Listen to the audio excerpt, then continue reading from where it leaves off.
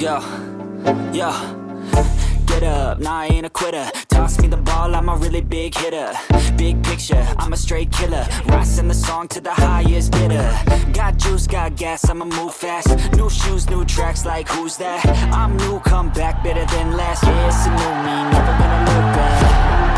Never gonna look back. Cause damn, I was built to last. You move slow and I move fast. And that's facts.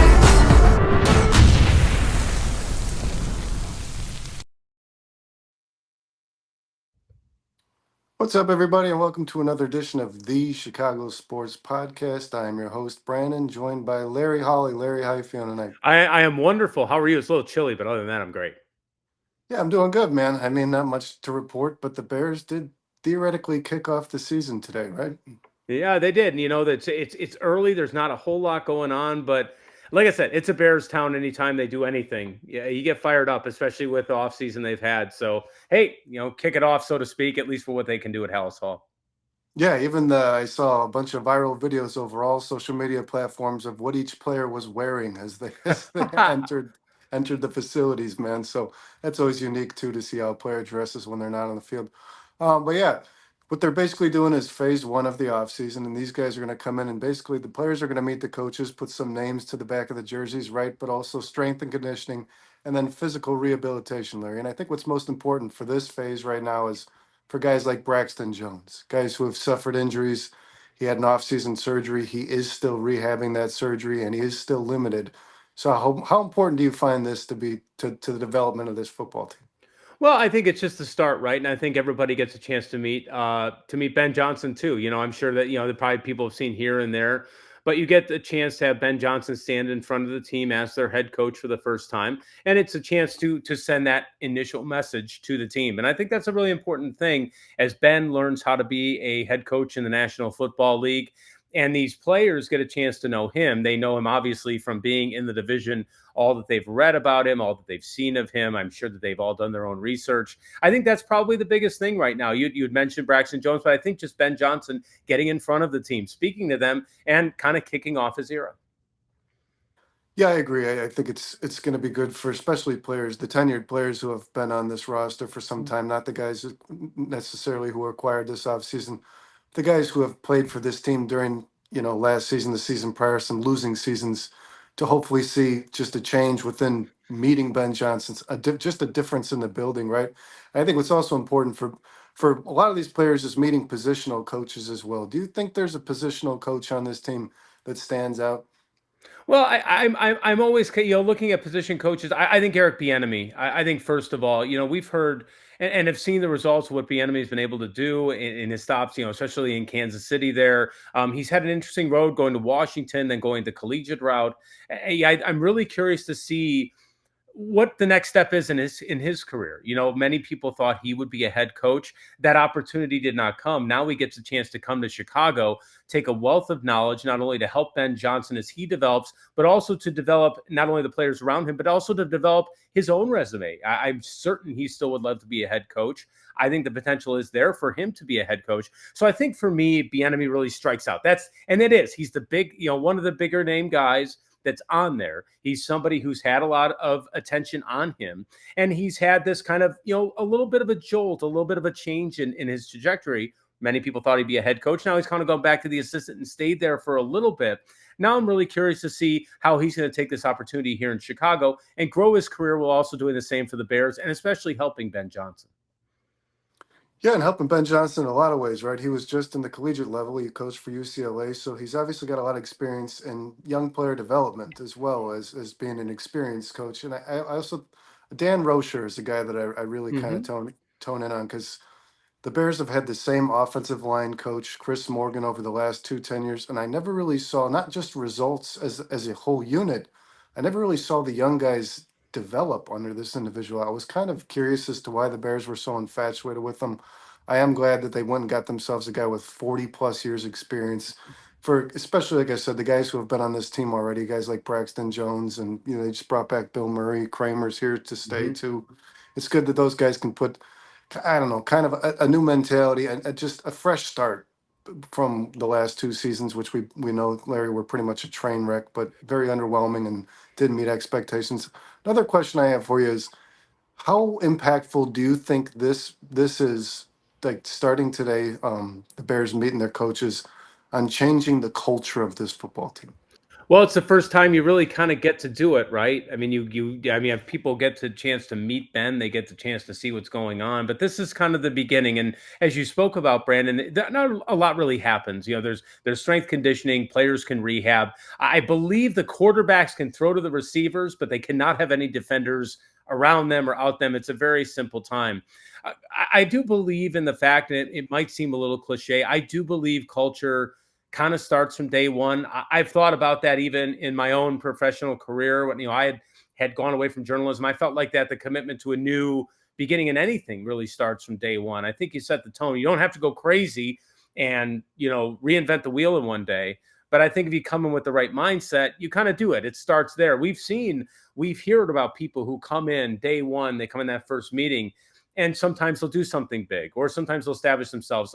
I think a Lou Holtz, if I can give two to be almost the old kind of sports at a certain age kind of guy, Lou Holtz at Notre Dame coming in and saying, hey, get your feet down, stand up, do that. I remember Tony Dungy in Indianapolis coming in and saying, hi, I'm Tony Dungy. I'm your new coach, in a very, very calm tone. He said, this is as loud as I'm going to talk to you. We're going to work, but we're going to be respectful. So I do think that there is a point that you can kind of establish yourself, even with not a lot really going on when it comes to the actual, on the field work. I think you can do something here, and even just on these first days, get something going. Yeah, I agree with you. I think this is huge. And I think it's important that the coaches are able to relay expectations, but more importantly, accountability. I feel like the players called the coaches out throughout the season, even publicly last year, with the fact that the coaches weren't really holding them accountable. They needed to be coached more, is what they said. And I would imagine some of these guys like Dan Roche or Ben Johnson kind of laid the line, right? Or laid the law, I should say, in telling these players what their expectations are and that they don't settle for anything less. And there's a standard that they need to see met. And they are going to have player coach meetings, and I think it starts from there. It doesn't have to be all in the field, right?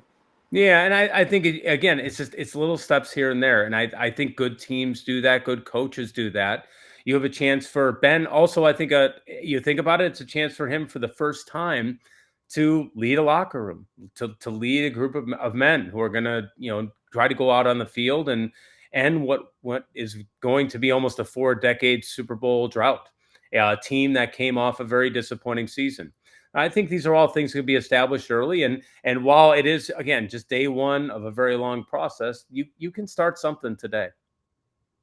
Oh, 100%. And I'm sure it's good for these players to see fresh faces in there, because I personally, Larry, I don't believe that this team, I think they lost belief in their superiors. I really do. And let me ask you this. Although it is just face-to-face meetings, like you said, the quarterbacks can throw a little bit to the receivers. They're not necessarily going to see these players on the field. Do you think that during this process, coaches start to identify their team captains and their team leaders? Maybe a little bit. I don't know. Again, it is so early. I think maybe they can get an idea of who stands out where. And remember, each group each year, this isn't a group that won the Super Bowl last year or made the playoffs, made the NFC Championship. There are going to be a fair amount of things that shift around here, especially when you have a new head coach and basically an entirely new era. So I don't know. In my personal opinion, I still think that plays out a little bit. Could they find somebody or maybe get an identity? Absolutely. But I think that is a process over time. Remember, you have draft picks that aren't even there yet. So it's still kind of early. Yeah, I agree. I think that Ben Johnson will probably be able to see some leadership traits, some qualities in some players, but I don't think he's going to want to make those decisions until just before the season, like the NFL teams traditionally do. Is there anything else, do you think, that comes out of this process alone? The players meeting the coaches, the rehabilitation, especially the strength and conditioning, which is going to be a huge part of obviously sustaining health during the course of this season. Is there anything else, anything that you think is majorly important to what's happening today and what will happen for the next couple of days? Well, I don't know if we will get a little bit later. I think it's going to be interesting to see what they see from Braxton Jones as he recovers, because right now the Bears have a pretty major question at 10 and a chance to potentially address that if they should choose to with that Good 10th point. that 10th pick. Jones has shown potential. He's graded out pretty good, but he's had some injury issues. And the Bears and Ryan Poles may have that decision to make at 10 if they want to go with an offensive lineman, despite the fact that they've done yeoman's work to build that line this offseason. I think that certainly you've still got that left tackle position. You've got to get sorted out. And Braxton could be that guy. But if they decide that they want to go ahead and look at it, maybe they take this time to just take a look, see how the rehab's going. Maybe, again, there's a lot of things that go into that. I'm not saying that that's what part of it is, but I think it might be something interesting to watch if they were to decide to use that number 10 pick on a tackle. No, it's a good point, Larry. I didn't even think about it, how this might reflect what they do in the draft, because at this juncture right now, Larry, I think this has probably in my lifetime been the most unpredictable top 10 pick the Bears have ever had. I think that's pretty easy to say, right? Yeah, and you could go a lot of different ways with it. What if Ashton Genty's down there? You have a very creative head coach who's done lots of stuff has done lots of stuff on offense, very creative. Maybe you make an argument to take him, even with DeAndre Swift on the roster, who I think is be very interesting to watch this year and to see what his future will be. And it's unpredictable. What happens if a Mason Graham tumbles a little bit? What if he's there? What if you have a chance with Grady Jarrett to be able to have him be a mentor? And I've always talked about on these programs how important I believe the interior of the defensive line is to building a really great defense, which Dennis Allen will now lead. It is very unpredictable. You're right. I don't know which way the Bears will go. They, again, could go tackle. They could go running back. They could trade the pick. I think that's very possible. So really interesting time coming up here as we lead up to the draft in Green Bay. Yeah, I agree. And I think a trade back, it makes more and more sense the more I think about it, honestly, especially if some of those blue chippers that the Bears would probably target, considering their positions of need, like Tyler Warren. I think they could use another tight end, an Ashton Genty. The running back, I like DeAndre Swift. I do still think they need to bolster that running back, especially if Swift goes down with an injury. He has had a history of not playing entire seasons. And it is kind of ironic, man, that Ben Johnson ends up being the coach of the Chicago Bears, which was the last coach to really get this guy off his football team besides Philly, right? Yeah, and so and he's probably one of the players to watch this season. I'm curious what Swift will do. I remember Brandon being on Chicago Sports Podcast talking about the potential he could have going back now about 7 or 8 months, and you saw flashes of it here and there. I don't know what Ben will do. It'll be very interesting to see where he plays out, especially if the Bears decide to take a running back high up. If they decide to go, if they want to make that move, it'll be interesting to see what Swift is. He's one of those players to watch and see what his future might be. There's always a player like that, right? I always think of Tevin Jenkins when it came to the Ryan Poles, when he came in, looked like he's going to get traded. He ends up being a starting guard. So it'll be interesting to see what he is and what his future is going to be. Maybe one of those players to watch as these offseason, progresses into the mini camp, the mandatory mini camp, and of course training camp. Yeah, and there's one other opportunity that this presents to the players and coaches, and Ryan Poles specifically, is they did get a chance to put pen to paper for some of the names that they announced a little earlier in this offseason. Chris Williams did officially sign his contract today. That was a player that they traded for last season. It was the last week of the preseason when Zach Pickens went down with an injury, and Zach Pickens was a part of their depth on this defensive line, as you just stated, Larry. It's important to have that. We saw the Eagles just basically win a Super Bowl doing so. So Chris Williams signed his contract. I know Daniel Hardy, I believe, signed his contract, and then Amir Speed and another player, I believe his name's Ford. Not guys that are going to make major impacts on your football team, but this roster is starting to round out a little bit. How important do you think it is that they were able to get Chris Williams under contract after trading a 7th-round pick for this guy last year? Yeah, and you get a chance again to see more of him. I think that's sometimes is a really important thing. I've talked about that before. Sometimes a really important thing is just giving somebody a chance to do something.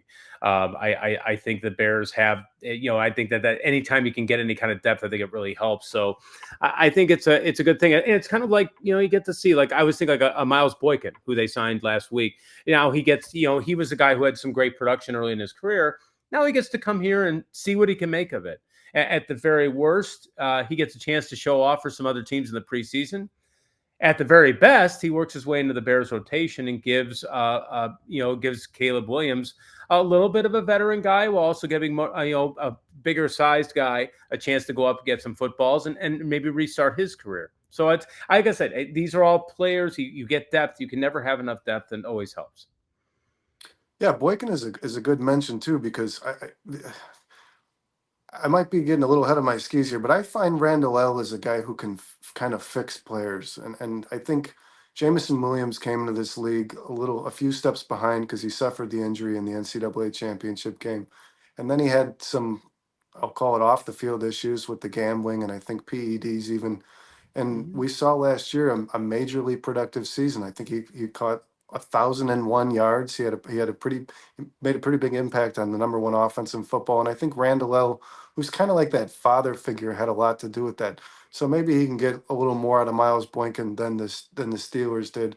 And I do think the guy, he's like 6'4", 220, and he runs Mhm. a 4.4 flat or something like that. Mhm. I mean, there's some potential there, right? The guy has all the accolades you required to be an NFL receiver. Mhm. Something just hasn't clicked for him. But I think you're right. This does present the opportunity for some of those guys that you're kind of, I'll say on the bubble, kind of questioning whether or not these guys will make a roster. And we can even dive in a little bit into a name I already mentioned. Do you think there's some potential for Zach Pickens, who was a third round pick all but a year Mhm. ago, or sorry, 2 years ago, to possibly not make this roster for this team? Well, it could be. I mean, again, one of the pictures you talked about, Gravon Dexter Senior looked really, looked, buff, looked In trimmer. shape. Yeah, and he looks like he's getting ready now to make his contribution. We talked about Grady Jarrett being able to provide some mentorship. That opportunity is there for him. Yeah, Pickens could be fighting for a job, I think, in camp. And I think it would, if that middle's getting a little full now when it comes to people. So, but it's really important, I think, if they can get something out of Pickens. A third round pick is pretty high up, and that's something you at least expect a little production from that area. Yeah, I think you're right. I think Pickens could be fighting, if not for a job, at least a future of playing and being a part of this current team. Yeah, I agree with you. I think that a third round pick is very valuable to championship winning teams. I think the teams that we consistently see get success out of the mid to late round picks are the teams that are constantly there at the end of the season, right? The Steelers do this well, the Eagles do this well, teams that constantly have success. And after the Valus Jones, project kind of fell apart, we saw that the verdict's out on that. You would Mm-hmm. like to see Pickens at least make an impact as a role player on this football team, because Ryan Pohl's last third round pick, Karan Amagaji, the verdict is not out. We haven't seen enough Mm-hmm. of this guy yet, but he did have a setback on the injury that he had in college when he was drafted. Now, Mm-hmm. Ryan Pohl's has done this twice. Oh, no, sorry. Tevin Jenkins was Ryan Pace's pick, but the Bears have Yeah. now selected two offensive linemen that had sustained injuries in college, and those injuries carried over into their NFL careers. So I agree with you there. I think it would be nice to see Pickens get get some production this season, and you've now got Chris Williams, who I just said they signed. You've got Grady Jarrett. You've got Trevon Dexter. You have Billings coming back from an injury, and Mm-hmm. if I would imagine, Larry, I probably most Bears fans would agree, if Mason Graham were to by some miracle fall to the Bears at 10, Mm-hmm. you have to think that's the pick, right? Yeah, and that's a great question. It's another thing you bring up Billings. I think Billings has been one of Ryan Poles' best free agent signings so far. Incredibly productive, has been really good in the middle. Yeah, Mason Graham is there. You got to think about it. Yeah, you mentioned Warren earlier. He's there, even with Cole Kmet.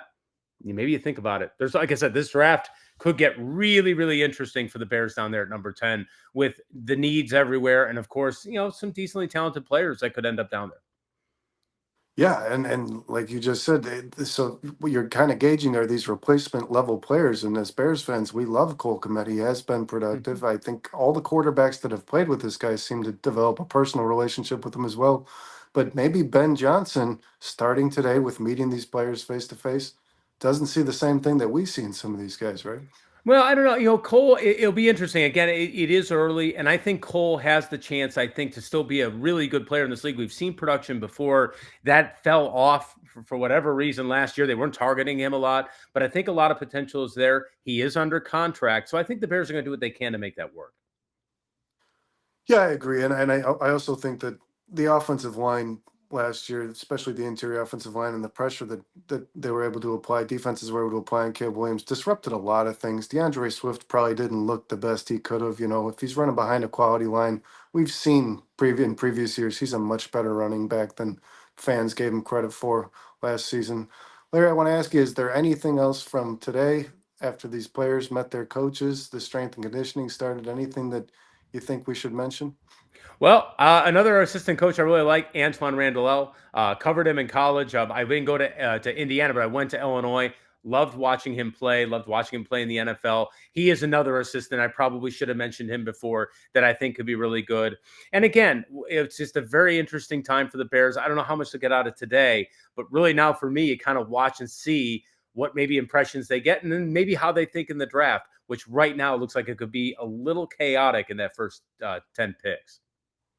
Yeah, I'm with you there. I think Randall and Al Harris were two pretty big, two important signings for the Mhm. Chicago Bears team because the guys not only played the position in the NFL, they played it well, and they both were able to kind of get the best out of themselves over the course of their careers, and that's going to be important with some of these young players coming in. And we haven't even talked about rookies yet, so Mhm. we'll see where this goes. It is important. Today is important, guys, for us as fans, but probably even more important for this organization. I'm sure Ben Johnson wanted to meet a lot of these guys that he hasn't had the ability to reach out to yet. Well, Larry, it's always a pleasure, man. Honestly, it's fun working with you. I'm glad I got to see you again. Glad to see you as well. It's good to talk again. I always like to be on the podcast. So thanks for having me. Yeah, and thank you to Trax for this opportunity as always, guys. After you watch this video, during this video, please like and subscribe, hit that notification bell, and then share it with a friend, guys. Bear down.